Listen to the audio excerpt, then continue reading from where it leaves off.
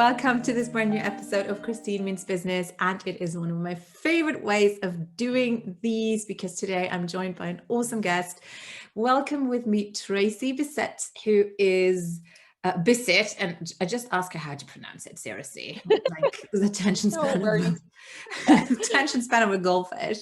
But let me quickly formally introduce her to you because we're talking about one of my favorite topics today, which is money. So as Chief Financial Fitness Trainer, how very cool is that title, by the way? Tracy educates and empowers individuals, notably young adults and entrepreneurs, so keep listening, to take control of and live their financial lives with confidence. Oh my God, I love this already. As a former executive at TD Bank, one of Canada's big five banks, Tracy has worked with and in support of thousands of individuals and entrepreneurs to secure the financials they needed. Tracy is also a full-time professor in the financial services faculty within the business school at Centennial College. So I'm super honored that you have the time to, help our listeners, to just enlighten us all and to make our business grow and, just be better through your knowledge and education. So thank you so much for joining me today. Oh, it's my pleasure, Christine. I'm excited to be here. I love talking all things money. Brilliant. Now, I have to say, and you probably encountered this before and again, that money was a really weird topic for me for a long time. I.e., for me, it was just, I never talked about it, never considered it. Everything was on autopilot. Before I became an entrepreneur, I had my paycheck. And I'm very lucky also, blessed, that I never worried about it. I always lived under the perception that I'm not good with money because whenever I had it, I would spend it, which just meant to me, I can't handle a lot of it because I will just waste it. I never looked at my bank account because it's just going to work out somehow. And if I was an overdraft, then next month's salary would obviously change that. And all of that changed when I became an entrepreneur. And to me, and people who know my backstories, to me, everything changed when I did a couple of changes together, but I worked with different coaches in terms of mindset. But one of the most important changes I made is that I worked with a financial coach. And she sat me down and we went through all my expenses, and it's the system I still teach my clients today, all the expenses that I actually need to make a living, personal as well as professional, throughout the year. Because, you have all this beautiful money racked up and, I'm going to have this fabulous spa weekend. And then this ridiculous bill for something useless like garbage bins or something like that comes in and you're like, that's not sexy, but I have to pay it, damn it. And the situation kept me stuck. I had no idea what to charge. Cash flow was a concept. I didn't even know what that meant, to be honest. Like, I knew the word, but I was not a business woman per se. Like, I loved my business. I even loved marketing, but the whole financial aspect was completely new territory. So once I started to control that, it changed everything. It really changed everything. And so I'm really excited that you're here today because I'm absolutely certain this scenario is not something that you're unfamiliar with. I'm absolutely certain you've come across that a lot.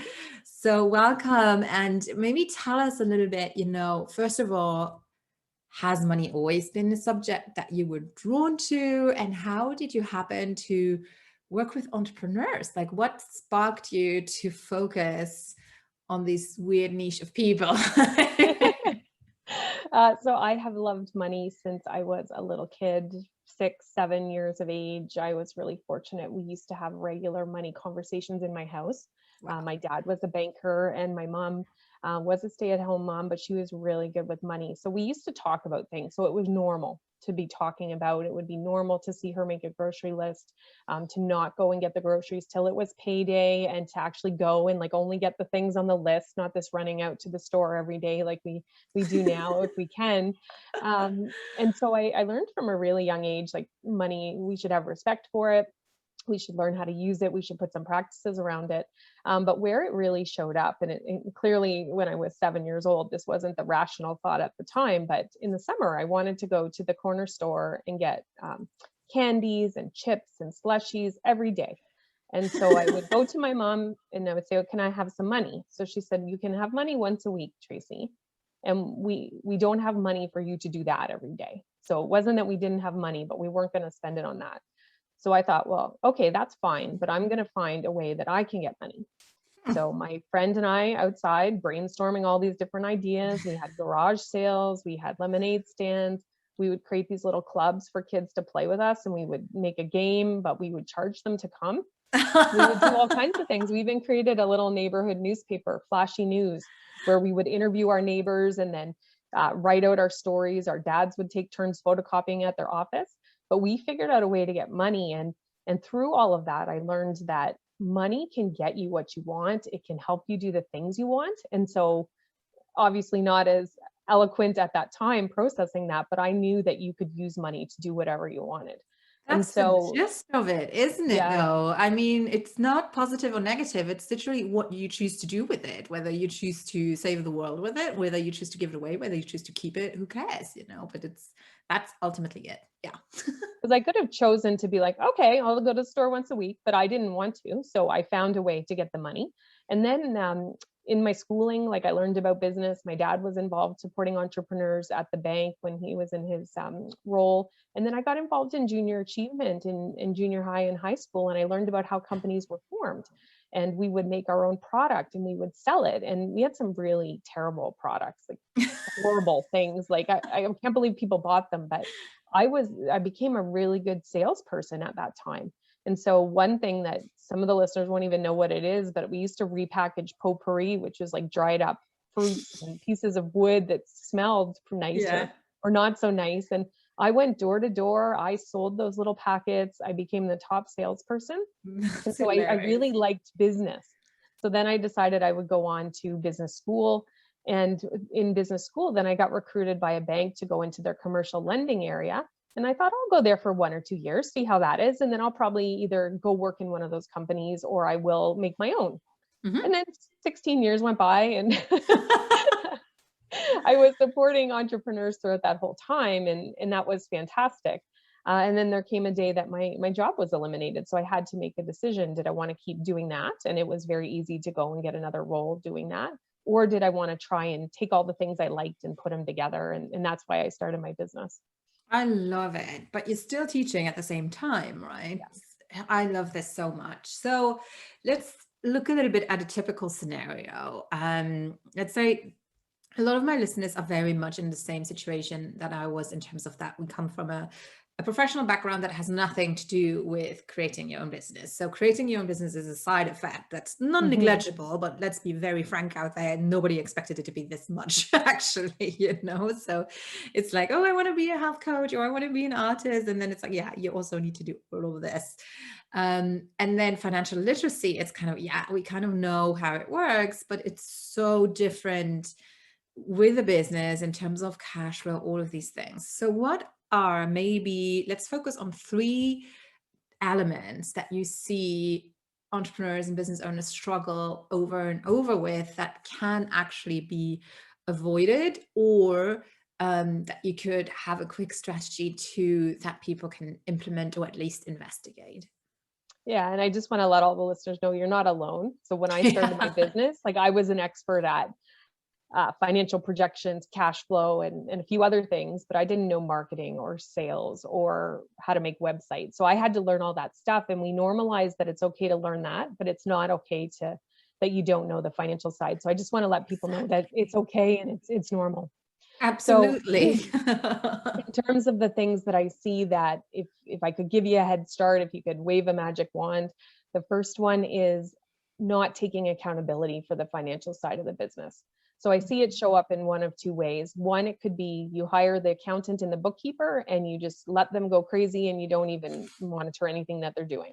So that's one form of avoidance. The other is just burying your head in the sand. And if you sell lots of stuff, you'll obviously make money and no worries. So That first was thing, me. Like, I'd just be yeah. like, I made lots of money. I have no idea how much is going out, but I just knew how much was coming in, kind of. Yeah. So first thing, you've got to step up and you have to take responsibility. So if you don't have any knowledge about that area, which is absolutely normal because majority of business owners are expert at whatever their product or service is, take the time to learn. So put yourself on point. You're the CEO, you've got to learn it. So that's the first one. The second one is really, you can do it anytime, but especially at the beginning, it's validate your idea. You have to make sure that what you're offering and the people you want to offer it to will pay the amount of money that you need. And if you don't do any research, if you don't actually run the numbers to make sure you can make money off of the price you want to charge them, you're going to end up wasting a lot of time and money. And a lot of business owners, they want to just get right into the running of the business. They don't want to waste their time and get slowed down by a business plan. But I can tell you that sometimes a good outcome of a business plan is doing the work and figuring out that this is not a viable business. Before you put your life savings into it, before you quit your job, before you do all that kind of stuff, like make sure it has a good chance of working. And here's a question for you, because I never had a business plan. I still don't have a business plan. Like I know what I need to make and stuff. But to be honest, where, and this might sound really silly because I'm doing well, I have my projections kind of thing, but a business plan to me sounds so alienating and so difficult. I don't even know where to start. So what would be maybe a resource or somewhere where people who like me a little bit terrified of this idea of having to do a business plan, although my idea is validated because I have clients, obviously, but how do we even get started? Great question. And yes, sometimes that's what puts people off it, and they just want to get going. So think about it as a story that highlights how you're going to cover every area in your business and how you plan to do it. So if we think about it like a story, in Canada, we have Business Development Bank of Canada, which is the bank for entrepreneurs. At bdc.ca. So I'll send you the link, Christine. You can put it in the show notes. But they have a business plan template, and you just download it and you can fill it in. And so it step by step walks you through what you need to do. It prompts you with questions. And so it's a totally free resource. Anybody around the world can access it. And if you're finding that it's hard because perhaps you never learned anything about business before, then you can work with someone like an accountant, like a financial coach, to help you create the business plan. And sometimes it's as much as we might work together and I'm going to verbally ask you the prompts. And when you're stuck, I'm going to give you some suggestions, but you're still going to do the work because it's really important that you understand it. Doesn't matter if I think it can be successful. If I want to do it on a way that doesn't get to the target client you want to serve, you have to be happy with what the plan is going to be. So there are tools out there, and there are certainly people who can help you, but it is so much worth your time, and you're going to save time and you're going to save money, because it can take sometimes 6, 12, 18, 24 months for your business to become profitable. But if you're on the wrong path and you're targeting a client who will never pay what you need to charge, you've either got to pivot your client group, you've got to change your offer. And all of those are great outcomes of a business plan because you haven't then expended the time and the money. So really important to do that. And that brings me to the third one, which is pricing. So when I work with entrepreneurs, typically sales are between 100,000 and 2 million, because you've got to get up to probably about 100,000 before it's going to make sense to work with a financial coach. And the one consistent thing I hear is, I'm not getting a steady paycheck. I quit my job, I started my business, or I did this instead of a job and I'm not making any money. What's wrong here? And the culprit, 85% of the time and 85% of the clients that I work with, the pricing is not right. Great. So when you don't look at your numbers and you just kind of do it in your head and you set your sales price, and then you just think, oh yeah, that's fine. These are all the expenses that will be covered. You usually miss some inevitably, and you're actually losing money on every single thing you do. And so most entrepreneurs will say, well, if I just sell more, it'll work out. Yeah. And the only way that plays and it works well is on a volume business where maybe you're selling inventory, and the larger volume you sell, then it does work. But for most service-based businesses, that is not the solution. It's not. And the easy one to look to if you're not sure if you're making money, think about if you had to pay somebody else to do what you do. Would you make money after that? Because most people aren't factoring in their own time because they're like, oh, it's my business. I can work however much I want. So focus in on the pricing. And when you get clarity on that, it allows you to then see, am I going to keep offering these 3 things, or am I going to narrow down to one? Am I going to charge who I sell it to? Might I maybe I'm not articulating the value well enough that's why people will not pay more. And so all those things are super important. And what also comes up then with pricing is all the baggage we have emotionally. So Oh my I God. had such a positive young experience about money, and I love money, but that is not most people's life. Whatever happens when you're that 5 to 7 age, that sticks with you your whole life. I've had a little girl, 5 years old, tell me money's evil when I was volunteering and doing a program. Of And so course. imagine what's happening in her house. There's Yeah, probably yelling, there's probably crying, there's probably a lot of, we can't afford that. Like, she probably doesn't even know what money is yet, but she knows it's a really bad thing for her. I agree. I agree. And I mean, I teach it the same way in terms of pricing. We first have a hard look at our numbers, which is traumatizing in its own, you know? So it's really taking the judgment away from it first, as in, this is no judgment. It's literally just numbers and actually being aware of how much we use. And a lot of it is hidden bills, like the thing that you pay once a year, or, you know, grocery shopping, like those we underestimate clinically. Like I just feel Hmm. always. And so I use something like YNAB. You need a budget to keep track of it. Not all year round, but like just for 3 months, just keep track, just to gauge how much you actually spend. And it's just, oh, it's a wake up call. So, and then obviously you have your business expenses, your softwares, your Well, subscriptions that even you the need, plugins, like the sometimes you need two plugins. softwares to talk, and now it's $60 a month for this little thing you didn't even know you Exactly. needed, Do and you you need need it? five of them. Exactly. Or, you know, your PayPal automatic recurring payments, all of that. And then once you know how much you need to make, then calculate away taxes, add some profit, and then we have a baseline. And then you can actually even start to consider pricing. The other thing that is also, because I see the pitfall is always three things. People either take on what their training is suggesting that they should charge. They compare the shit out of every Hmm. other service provider or comparable source and adapt it that way. Or they just compare to a brick and mortar locally kind of thing. And you don't know what people's living situations are. You don't know where these other coaches live, how much rent they have, or how much their mortgage is. Or maybe they don't have a mortgage at all, you know. So it's ridiculous to compare it unless you have your own baseline. And Exactly. once people understand that, okay, I actually have to, it's actually a job, because it's fun. We don't want it to be a job because a job sounds horrible, but in the end, it is, because we still need to contribute to society with our salaries, you know.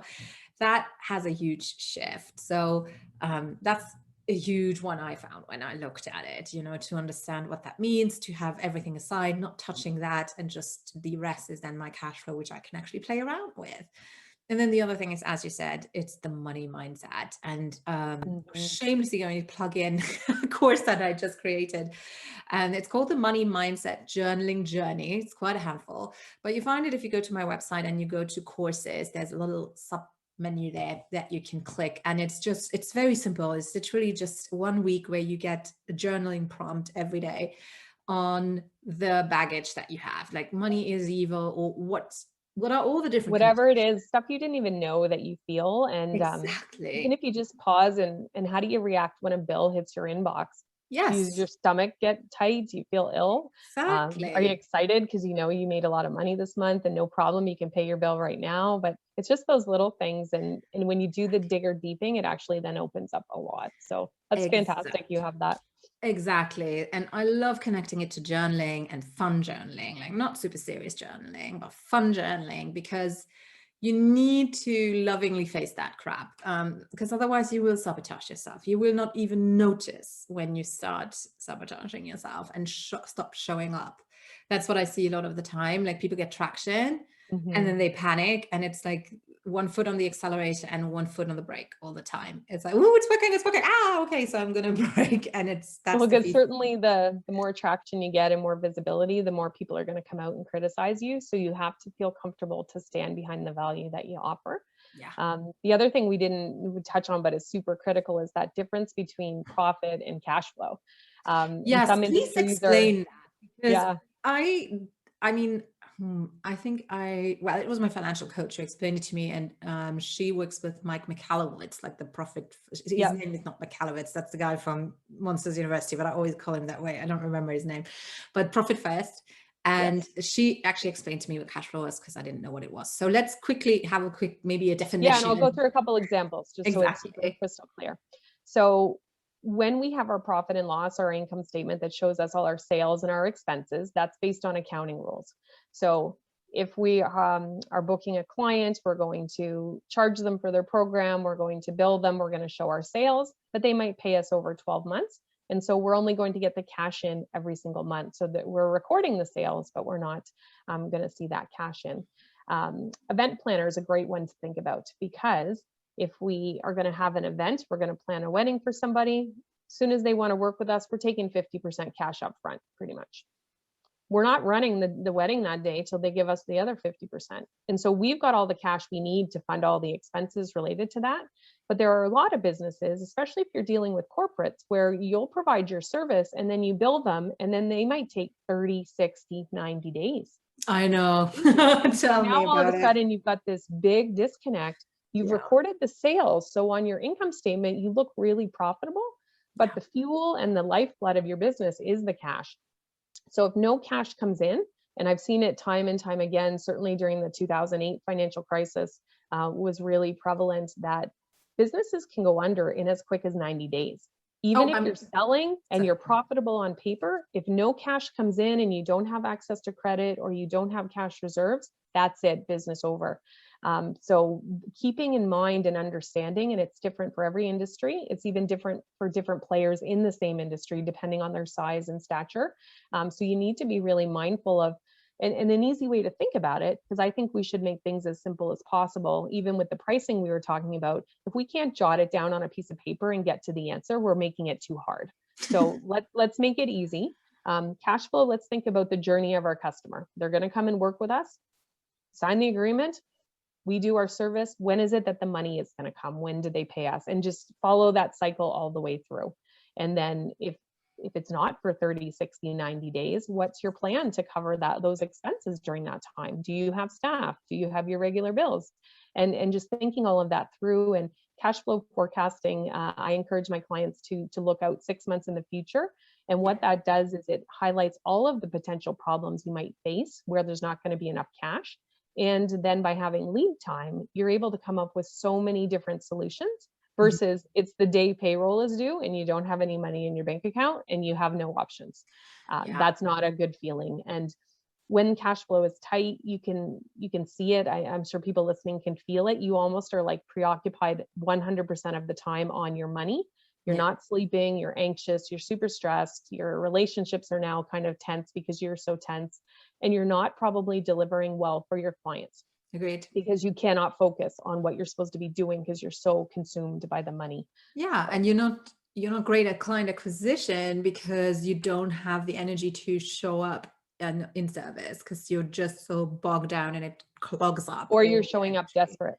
I need this and that's the worst. And you better come with me because I'm not making payroll if I don't get this client. And I can tell you from experience, like the easiest, I mean, let me see. This year in 2021, I didn't have a single sales call that didn't convert apart from one. All of the others converted into clients. It's freaking fantastic. But it's also because I'm very detached in terms of I don't need to make this money because I have enough. It's all good. And it's really an opportunity, but it's not my job to make anyone take it. And it's very different from when I was in a place in the beginning of business, like 5-6 years ago, where I really need to do it. And you would, twist and turn and people noticed. It is a vibe. People know immediately. And it just sucks because you start to cram out content that actually doesn't mean anything.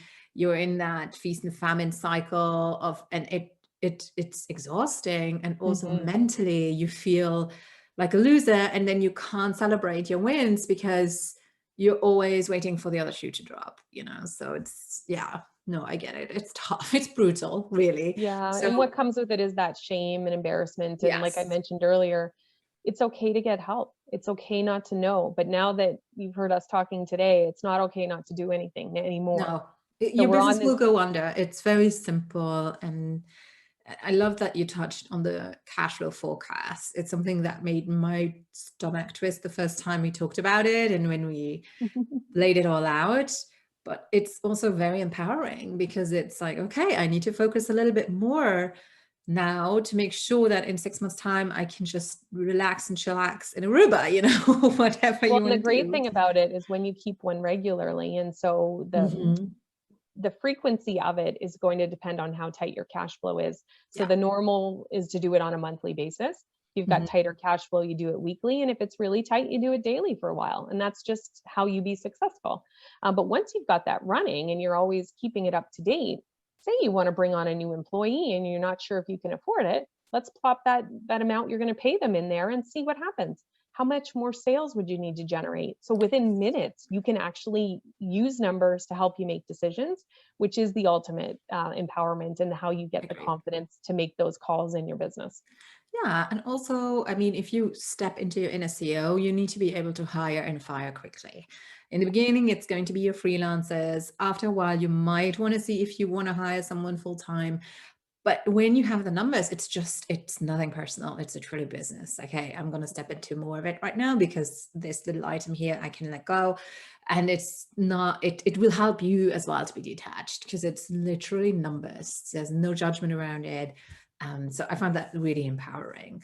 So I remember that I hired my financial coach after I saw a friend of mine posting, and she had this, you can do it in a spreadsheet, but she did it really creatively, where she had a sheet of paper and there were stars and hearts. And the stars represented one type of package she had, and the hearts represented another type of package. I think the hearts were 5,000 each, and the stars were a smaller product like 500. I'm making this up, but it was similar. And she was just showing how she filled those in as she enrolled clients. And she was like, this is just my way of doing the forecast in a way, you know, knowing visually how much I need with a beautiful energy. And then she was like, I made this much profit and everything with this coach. So I checked out my coach at that time and hired her from that. Now, you are here for a reason and people are listening for a reason right now as well. So this might be your heart and stars moment, you know. So what do people do when they are like, okay, I kind of know what I want to do, but I really want to, I'm ready to face this beast, let's put it that way. And I really want to make peace with money. I want to work with it. I want to create loads of money babies. How do they get in touch with you? And what can they expect when they reach out to you? So I'm a really direct person. I like to give honest feedback. No, that's important to know because I'm not going to be for everybody. But I come from a really kind, caring, positive approach. I'm going to call you out if you got some beliefs that are not really accurate, and we're going to just get to the facts, and it's all fact driven. So it's important that I meet people exactly where they are. So if we Mhm. need to spend some time on the financial statements to learn what they are and how they work, we're going to start there. Typically, I do a financial assessment to show how they're performing compared to their years in business, if they've been in business for a while, or even to the industry, so that we can benchmark and place you and see how would an objective observer rate your business and what would they say. Yeah. And so then we dive into it. It's truly coaching. So creating that cash flow forecast together, making a dashboard where you can see those key indicators you need to see to monitor your business, digging into the pricing. And it really, when I'm doing the one-on-one coaching and I work with men and women across all different industries, as I said, sales are typically between 100,000 and 2 million. We go where they need to go. And so Okay. lots of times the discussion gets into personal as well. I'm a chartered financial analyst, so I have lots of credentials in terms of financial knowledge. In addition to my experience, I'm not going to create a financial plan for them, but I am going to refer them to a planner if that's where they need to go next. And the goals are to get the tactical, tangible skills as well as the increase in confidence that comes with, then you can have that conversation with your lender or your banker, even your suppliers. And it's really about the facts, not about your shortcomings or insecurities as a business owner, which always comes up when it's money. I also work with entrepreneurs in a group program. So we go through the similar kinds of things. It's based on more generic numbers, and we're looking at case studies, but it's at a lower price point so that more people can have the opportunity to tackle this aspect of their business. As you can probably tell, I'm a huge fan of knowing your numbers, and I think having a regular time in your schedule is really important, at minimum monthly, but weekly is the best cadence. So I do have a gift for your audience so they can get started today, which is a money meeting agenda. So even if Ooh, you haven't thought about the financial side of your business before today, you can go and download it and start right now. And you can grab that at cashcoach.biz. And so money meeting agenda, cashcoach.biz, and you can get started right away. That first meeting might be looking at the agenda for 20 minutes because you're thinking brilliant. through what is that. But one meeting is then if you're doing your own bookkeeping, you might be doing that. If you're outsourcing your bookkeeping, it's then reviewing the results that come back from your bookkeeper. Another meeting will be around planning how to hit your goals. Maybe it's updating the cash flow forecast. And I'm not talking about one day a week. Let's talk about a half an hour. Let's just get started and make it a regular practice like you do with sales and marketing and everything else in your business. Beautiful. I love it. And you have that in the show notes as well to click. But if you didn't hear it, then can you repeat the URL again? So if people didn't hear it. Absolutely. Cashcoach.biz. And Perfect. so from there, you'll be directed to my website. You can check out all the resources there as well. Super. I love it. I love it so much. And I would recommend check that out first and then reach out if you feel called that this is really what you want to focus on. I do it as a part of a whole, but I personally know how life and business changing it was when I actually worked with my coach for 3 months just on my finances. It was life changing. So I absolutely recommend it. And yeah, so Tracy, thank you so much for being here. It was such an important conversation to have. I'm glad that we touched on all the difference, like the strategies as well as the mindset. It's really important to hear. All you guys, we all struggle with it, but we also enjoy it. Like that's the best thing, but it's definitely a learning curve on all different sides. So have a look at all the different resources. They are all in the show notes on christinemeansbusiness.com/podcast. And you just find it in my menu too. And yeah, I'd be so happy that I had this conversation. Everything is there. And Tracy, thank you so much for joining us. And I hope that you'll get many, many, many people who get in touch with you. Oh, thank you so much. And if anybody has questions or comments, LinkedIn's the best place to find me. Tracy has an E and Bissett has 2 S's, 2 T's. Love hearing questions, comments. So don't hesitate to reach out. Amazing. All right. I'll be talking to you soon, you guys. I'll be back next week with a mini blog and in 2 weeks with another guest. So stay tuned. Bye bye for now.